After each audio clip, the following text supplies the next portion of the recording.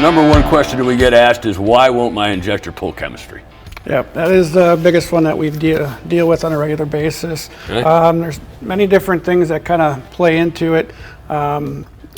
We sell a vacuum gauge that will help detect back pressure and kind of give us an idea where it's happening. Okay. We also sell an optimization tool that kind of does the same thing, but you can actually move it from back by the panel below the injector or actually out by the applicator. Okay. To see if it's more applicator side or injector side. Where would you start? Do you think you should start back here or go out to the applicator first? I like to start out at the applicator because I want to say 9 out of 10 times it's probably a plugged foam generator. Okay. Or some nozzles plugged that is causing the excessive back pressure, which is basically killing off the vacuum on the injector. So you always want to start at the simplest place first. Try to work our way back. All right. Yep. So what does that look like? What am I looking for when I'm trying to see if this optimization tool actually works?